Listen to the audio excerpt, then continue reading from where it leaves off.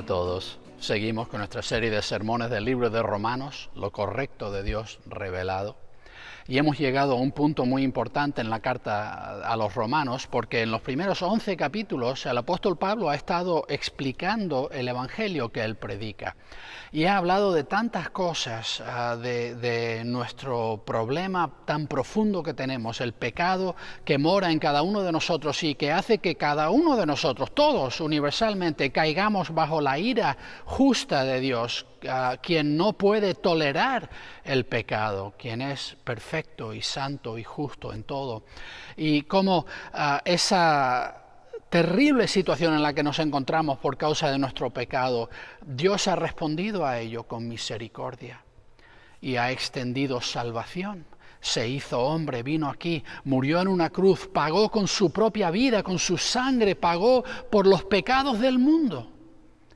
Cargó con el pago de la ofensa que nosotros hemos causado con nuestros pecados, para poder extendernos no solamente perdón, sino una vía para ser rescatados del pecado, para ser librados del poder del pecado y hechos correctos, hechos justos como debiéramos ser.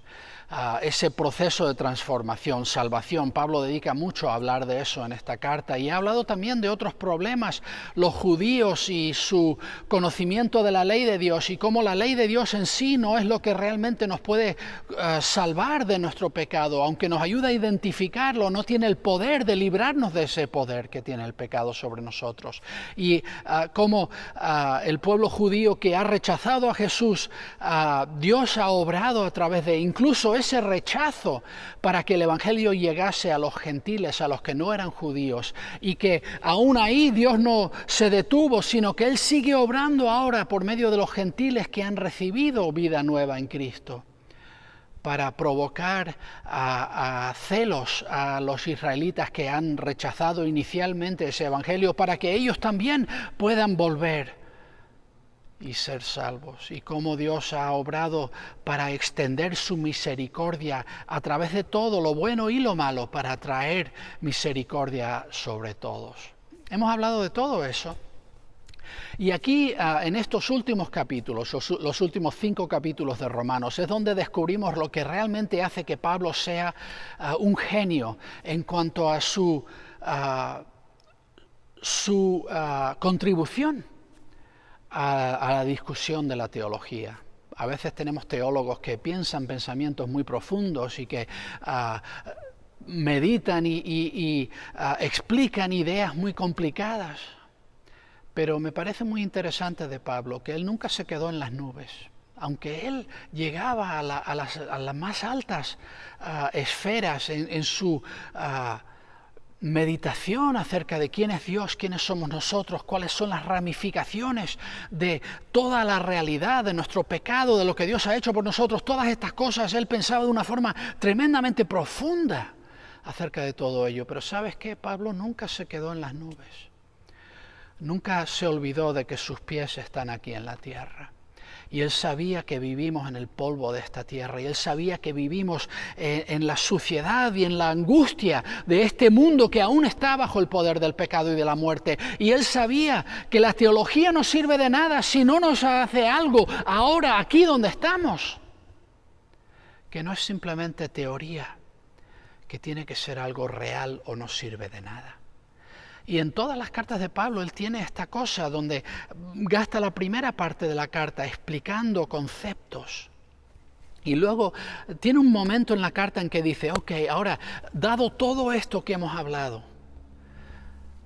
¿cuál es la aplicación práctica de todo esto? Y Pablo nunca perdió esa perspectiva de que todas estas cosas gloriosas que sabemos no sirven de nada si no hay forma de implementar esas realidades en nuestra vida ahora. Y hemos llegado a ese punto en la carta a los Romanos, en que después de 11 capítulos de discusión acerca del Evangelio, Pablo ahora entra a decir, ok, ¿y ahora qué? Muy bien, entendemos todo esto, aceptamos, ponemos nuestra fe en Jesús, ¿y ahora qué? ¿Qué cambia? Y si no cambia nada, entonces ¿para qué hablar tanto de todo esto? Si todo es igual, ¿qué más da todo? Y Pablo nos lleva a esto. Y he titulado el mensaje de hoy, La vida es adoración. Y Pablo está planteando en estos primeros 2 versículos, solo vamos a mirar 2 versículos hoy, del capítulo 12, estos 2 versículos, él plantea realmente su idea general de cómo debemos aplicar todo esto que hemos estado aprendiendo acerca del Evangelio. ¿Cuál es la aplicación práctica? Y va a gastar los siguientes 5 capítulos desglosando lo que expresa en estos primeros 2 versículos. Así que vamos directamente. Vamos a leer primero el versículo 1, capítulo 12. Así que, hermanos, os ruego por las misericordias de Dios que presentéis vuestros cuerpos como sacrificio, vivo, santo y agradable a Dios, que es vuestro culto racional. Pablo se dirige con una conexión entrañable con sus lectores, hermanos, hermanas, familia, y él siempre aprecia el hecho de que Cristo nos ha hecho familia. Y les habla y les ruega, les suplica, les exhorta, les anima a que hagan algo. Y les dice el motivo, la motivación por la cual él les da esta exhortación. Por las misericordias de Dios, o esa palabra también se podría traducir las compasiones de Dios. Y esto es lo que Pablo reconoce acerca de Dios, y lleva 11 capítulos expresando esto, que Dios cuando nos mira a nosotros rotos, llenos de pecado, sucios y desagradables, enemigos para con Dios y arrogantes y todas las cosas que Dios ve en nosotros, Él nos mira y no nos mira con desprecio, no nos mira con odio, no nos aborrece. Dios nos mira con compasión, tanta compasión y tantas realidades que son expresiones de las compasiones de Dios para con nosotros. Dios no se queda en el cielo impasivo mirándonos con disgusto. Dios comparte la pasión que nosotros vivimos en esta vida ahora mismo, los sufrimientos y las angustias que pasamos en este mundo. Dios las vive con nosotros.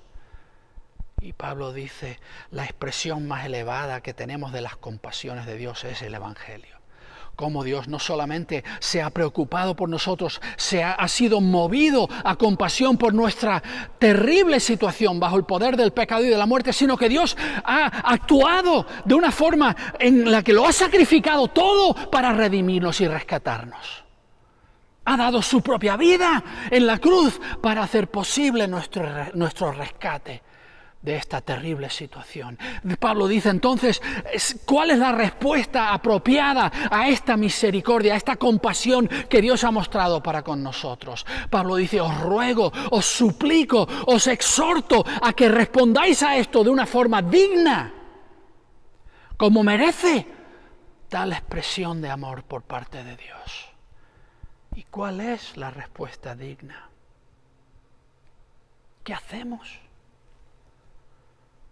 en respuesta a lo que Dios ha hecho por nosotros? Pablo sugiere que la adoración es la única respuesta apropiada y se apropia del lenguaje de la ley de Moisés y dice, presentad vuestros cuerpos como sacrificio. Y hay todo, el libro de Levítico repite vez tras vez y va paso por paso explicando todos los diferentes sacrificios que se podían traer a Dios. Y realmente si miramos el cuadro completo de esos sacrificios en la ley de Moisés, tenían que ver con nuestra relación con Dios y nuestra relación unos con otros. Habían sacrificios que eran por pecado, hemos ofendido a Dios y traíamos el sacrificio en pago por nuestra ofensa para restaurar el daño hecho a nuestra relación con Dios. Habían sacrificios que eran voluntarios, eran sacrificios de paz, y uno los traía no porque había hecho nada mal, sino para presentar un regalo de gratitud a Dios, y lo compartía con el sacerdote y uno mismo, y parte se quemaba en el altar para Dios, parte lo comía el sacerdote, parte lo comía el que había traído el sacrificio.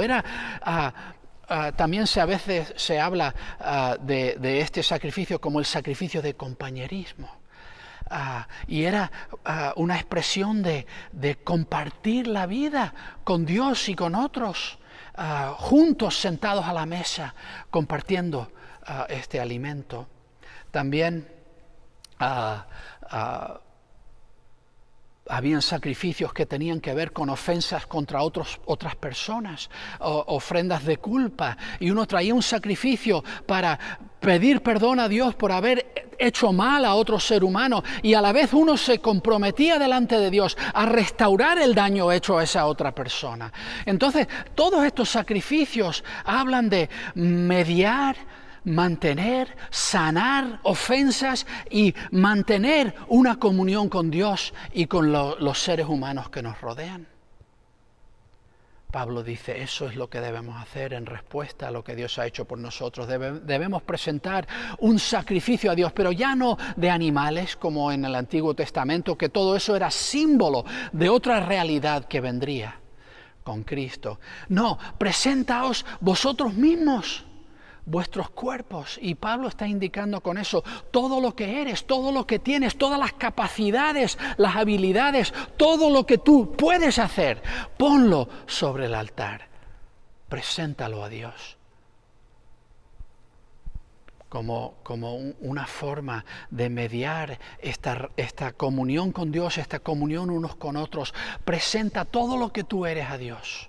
Ahora, ¿cómo describe Pablo este sacrificio del cuerpo? No está diciendo que tenemos que ir y matarnos, que muriendo es la forma en que, y porque así es como era con los animales, ¿no? Dice, no, este sacrificio es un sacrificio vivo. Y Pablo indica con eso que lo que está hablando no es de un acto que hacemos una vez y se acabó.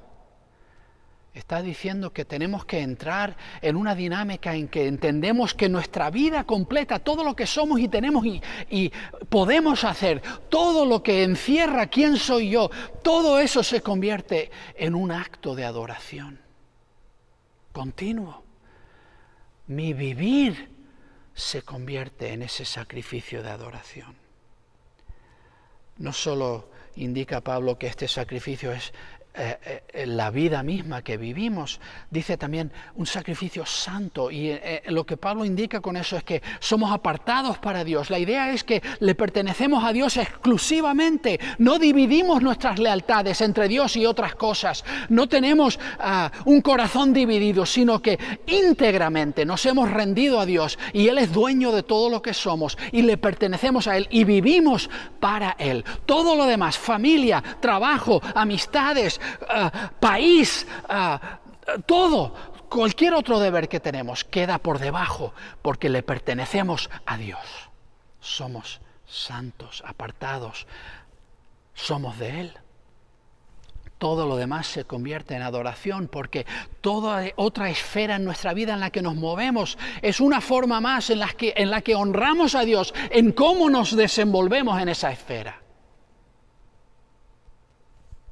Y dice que este sacrificio es agradable a Dios. ¿Qué puedo hacer yo? Un pecador roto, quebrantado, tan imperfecto. ¿Qué puedo hacer yo para agradar a Dios? ¿Qué puedo hacer yo para traer una sonrisa al rostro de Dios? Ya Pablo nos ha dejado muy claro que Dios no está impresionado con nuestros logros. Lo que nosotros hacemos no impresiona a Dios. Lo que agrada a Dios no es lo que logramos a su favor. No son méritos. ¿Qué es lo que agrada a Dios? Pablo indica, lo que le agrada a Dios es cuando tú pones tu vida sobre el altar y le das no lo que puedes hacer, sino que te das a ti mismo a Dios. Lo que Dios busca de nosotros no es lo que podemos hacer por Él. Lo que busca de nosotros es nosotros mismos. Lo que Dios desea más que ninguna otra cosa y lo que le agrada a Él es que nosotros nos presentemos a Él. No que hagamos cosas por Él, no que tratemos de ganarnos su favor haciendo esto o lo otro, sino que nos rindamos plenamente a Él, porque lo que Él busca y lo que Él murió en la cruz para rescatar somos nosotros. Lo que Dios está buscando eres tú, soy yo. No necesita que hagamos cosas por Él. Él ya puede hacerlo todo. Él es omnipotente. No hay nada que Él no pueda hacer. No necesita nuestro servicio. Necesita nuestros corazones, nuestras vidas presentadas ante Él. Y dice Pablo que esto es nuestro culto racional. Esa palabra racional es la palabra lógicos, de la cual cogemos nosotros la palabra lógico, ¿no? Y es la idea de que esto es nuestro servicio a Dios, nuestra adoración a Dios, de una forma intencional, de una forma meditada. Esta es nuestra adoración a Dios, no simplemente tal cual, sino que es algo que ponemos nuestra intención y nuestro más concentrado esfuerzo en presentar a Dios. Lo hacemos medidamente, intencionadamente, con todo pensamiento e intención. Y tenemos que entender que la adoración que busca Dios de nosotros no es simplemente un fácil emocionalismo. No es simplemente que nos pongamos a llorar y a hacer aspavientos. Lo que Dios busca de nosotros es que desde lo más profundo de quienes somos estemos meditando qué puedo hacer para que mi vida se convierta en cada esfera en un acto de adoración a Dios. Y siempre estamos evaluando y pensando, ¿estoy de verdad honrando a Dios en esta forma en que actúo en esta área de mi vida? Y no es simplemente ir a la deriva ahí, impulsados por la última emoción que se nos cruza por el corazón, sino es una forma intencionadamente que levantamos nuestra vida a Dios como el más... la adoración en la cual hemos invertido el mayor esfuerzo mental e intencional. Dios busca que seamos personas que meditan y intencionalmente levantan a Él sus vidas como adoración. Tengo una pregunta de este primer versículo. Tenemos la tendencia a compartimentar las cosas en nuestras vidas. Pablo dice que debiera haber solo un compartimento, la vida vivida como adoración intencional. ¿Cómo hacemos de cada aspecto de nuestras vidas un acto intencional de adoración a Dios? Y vamos a leer el versículo 2. No os conforméis a este mundo, más bien transformaos por la renovación de vuestro entendimiento, de modo que comprobéis cuál sea la voluntad de Dios, buena, agradable y perfecta. Pablo ha reconocido en su carta, especialmente en el capítulo 7, si recordamos, esta lucha que nos vemos atrapados en medio de dos fuerzas, Dios y no Dios. Dios y lo demás que tira de nosotros para que apartarnos de Dios y que busquemos otra cosa. Y hay esta lucha entre este deseo de levantar nuestra vida como un acto de adoración a Dios y el mundo a nuestro alrededor que no quiere que hagamos esto. Y el mundo en el que vivimos es un mundo en que se nos dice que lo que nosotros hemos logrado en nosotros mismos es lo importante. Y Dios está ahí de lado y nosotros nos ponemos en el centro de todo. Y los gobiernos y los reinos humanos levantan lo que nosotros como seres humanos hemos construido y logrado. Y ese es el enfoque del mundo. El orgullo, el mérito propio, las grandes cosas que nosotros podemos lograr y un enfoque egocéntrico. Y el mundo no solamente es así, sino que lucha fuertemente por obligarnos a todos a doblegarnos y a vernos comprimidos y que encajemos en el molde de lo que el mundo ha definido como lo correcto. Pablo dice, no nos conformemos a este mundo, no permitamos que el mundo nos oprima y nos fuerce a entrar en su molde. Y sabes que el mundo no solamente tiene sus cosas que celebra y que eleva como esto es bueno y esto es lo que hay que reconocer como bueno. No están satisfechos con simplemente expresar su punto de vista. El mundo necesita de nosotros que nosotros validemos esas posiciones. El mundo nos quiere obligar a participar en su punto de vista. y a convertirnos en proclamadores de su punto de vista. Pablo dice, no os conforméis a este mundo. Y tenemos que hacer esta decisión consciente cuando intencionalmente, meditadamente, levantamos nuestra vida en adoración a Dios. Lo primero que hacemos es empezar a ver cómo lo que el mundo nos está diciendo no concuerda con lo que Dios nos está diciendo. Y cuando notamos eso, rechazamos lo que el mundo nos está tratando de imponer.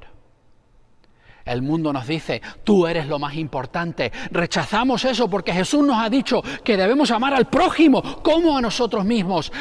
El mundo nos dice, sírvete a ti mismo primero. Nosotros decimos, no, yo voy a servir primero a mi prójimo. El mundo dice, tú eres lo más importante. Yo digo, no, Dios es lo más importante. El mundo dice, si tú no lo logras, no va a pasar. Y yo digo, no, yo no soy el que tiene que lograrlo. Voy a depender de Dios. El mundo dice, tú tienes que depender de ti mismo. Tienes que celebrar tus puntos fuertes. Yo digo, no, me voy a gloriar en mis debilidades, porque quiero ser recordado continuamente que no soy yo el que hace las cosas importantes en mi vida, sino que es Dios. Y quiero vivir en una completa dependencia de Dios y de mis prójimos que me ayudan y animan. Tantas cosas que el mundo nos dice y que nosotros tenemos que resistir y decir, no voy a entrar en ese molde, no me vas a hacer encajar en eso porque yo no soy eso. Cristo me ha hecho algo diferente. Más bien transformaos por la renovación de vuestro entendimiento, de vuestra mente. Pablo dice, hay una transformación que está sucediendo en nosotros. Cuando elevamos nuestra vida a Dios en adoración, Dios está transformándonos y el centro en el que se concentra este cambio es nuestra mente, la forma en que interpretamos y actuamos en el mundo. Ese filtro por medio del cual nos movemos en el mundo, nuestra mente. Ahora, Pablo obviamente era una persona que pensaba profundamente. Y él reconocía que el crecer en Cristo es en gran medida un proceso en el que la forma de pensar que tenemos va siendo transformada por Dios. Nuestro entendimiento tiene que ser renovado y tenemos que ser transformados en lugar de ser conformados al mundo. ¿Cómo? ¿Cómo hacemos esto? ¿Cuál es la forma de enfocar nuestra mente para que la transformación que tiene que suceder en nosotros esté sucediendo? Pablo dice que lo que estamos haciendo es comprobar, o esa palabra es la idea de poner a prueba, conocer por haber practicado una cosa. Pablo está hablando del método científico aplicado a la voluntad de Dios. Tenemos que poner a prueba por práctica y descubrir en esa práctica cuál es la voluntad de Dios. Y esto es lo que hace que Pablo sea un genio en cuanto a la teología. Él dice, la forma de que tu forma de pensar, tu mente sea transformada, no es sentarte y pensarlo todo. Y cuando ya lo tienes todo solucionado, ¡boom!, implementas esta nueva versión de tu forma de pensar. No. Pablo dice, cada punto de tu vida, lo que vas descubriendo de lo que es la voluntad de Dios, inmediatamente lo implementas.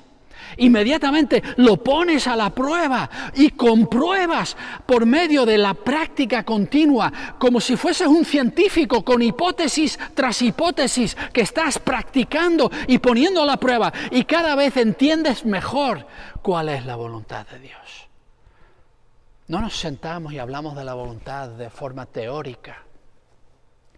Decimos, ¿qué sé de la voluntad de Dios? Voy a hacer eso hoy. Y al ir poniendo a la prueba esa voluntad de Dios y al ir poniendo en la práctica esa voluntad de Dios, es entonces que nuestra mente se va viendo transformada. Pablo entiende que la teología teórica no sirve de nada. Que la teología como una forma de especular acerca de las cosas no hace nada. La única teología que sirve para nada es una teología vivida. Y Pablo dice, no te sientes a pensarlo, ponlo a la prueba. impleméntalo en tu vida, vívelo.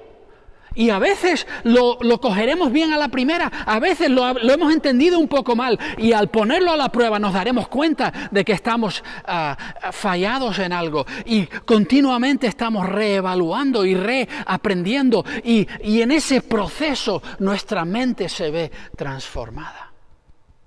Pero el resultado de una vida enfocada no hacia mi voluntad, sino hacia la voluntad de Dios, y continuamente implementando esa voluntad en mi vida, ese es el modo en que voy siendo transformado.